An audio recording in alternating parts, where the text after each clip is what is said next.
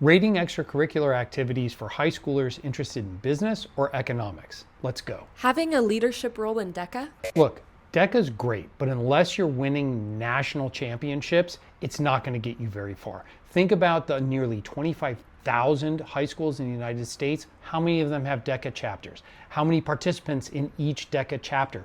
That's your competitive set. Even if you place highly in states, not going to nationals is going to hold you back. Interning at a local business. Interning at a local business can be great, but it has to be serious. You need to be spending over 20 hours a week for at least 4 to 6 weeks. Simply shadowing for a week or two or showing up and fetching coffee for a couple days, that's not moving the needle. Here's the other thing. Admissions officers see right through that cushy internship that your mom or dad got you.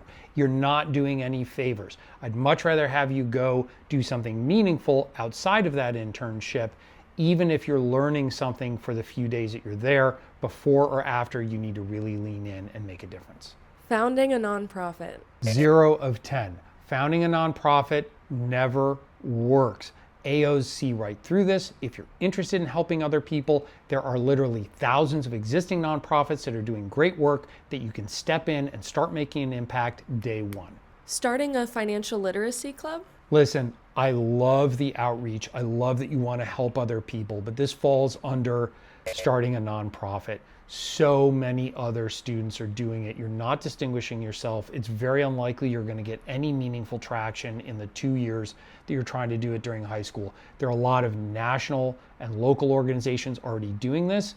Lean in, help them out, bring your friends. That's a way to make an impact. FBLA leadership? 4 of 10. Think about the many other high schoolers that are doing this. So if you're in a leadership position that gets you national recognition, great. If not, it's a nice to have, but it's not really distinguishing you in any way. Launching a scaled venture with revenue? 2 of 10 if your revenue is $500.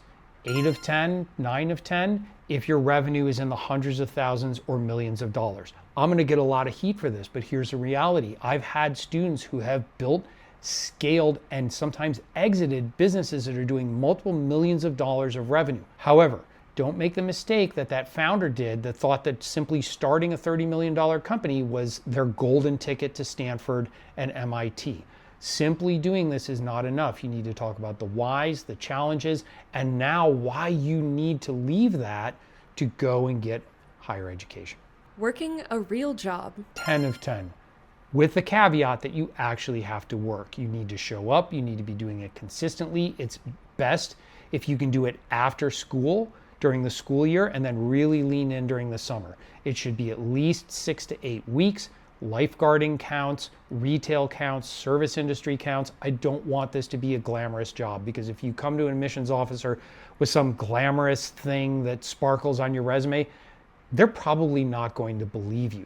But if you say, hey, I worked at Abercrombie and Fitch, or I worked at the Olive Garden this summer and I worked really hard consistently, that's a great opportunity to show resilience, grit, tenacity, awareness, and an opportunity for you to get a meaningful third optional recommendation. Business and economics are 2 of the most popular majors these days. It's very important that you stand out in a way that is authentic to you.